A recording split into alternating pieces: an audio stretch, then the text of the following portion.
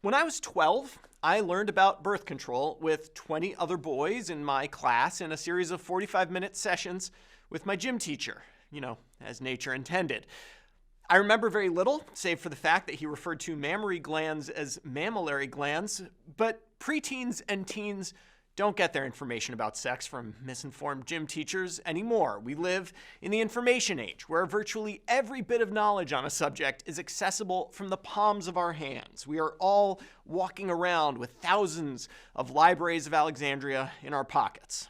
And so, of course, the kids get their information from YouTube.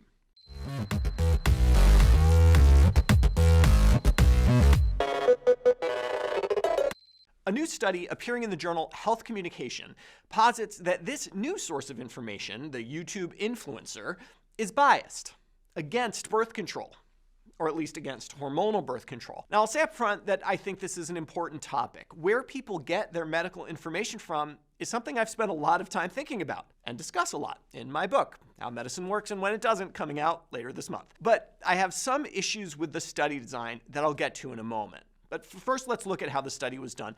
Researchers Emily Fender and Marie Devlin from the University of Delaware searched YouTube to find influencers, here defined as people with more than 20,000 subscribers, who were talking about their experience with birth control between 2019 and 2021.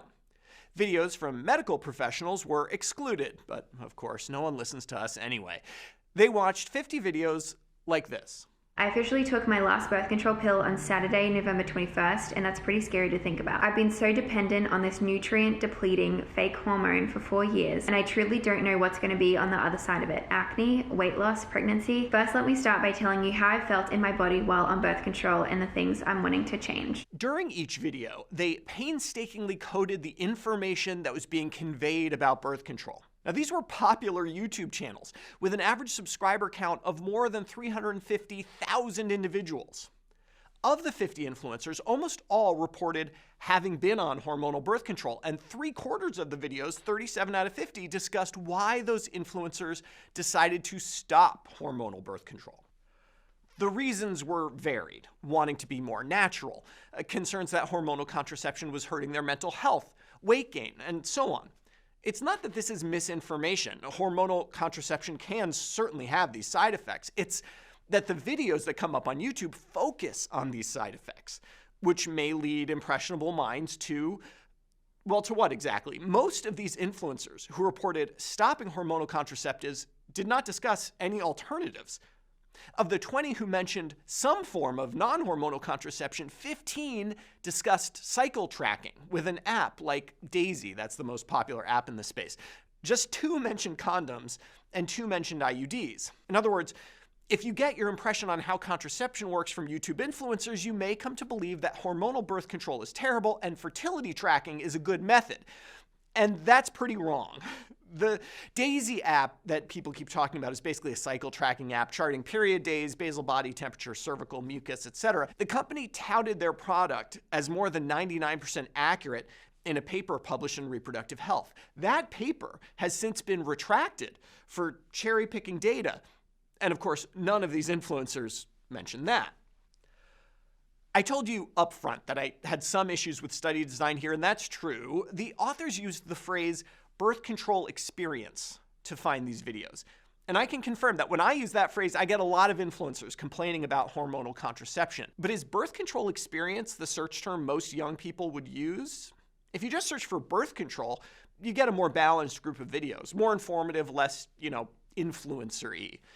Of course, we all know how easy it can be to fall down the YouTube rabbit hole. Perhaps the influencer thing is the problem.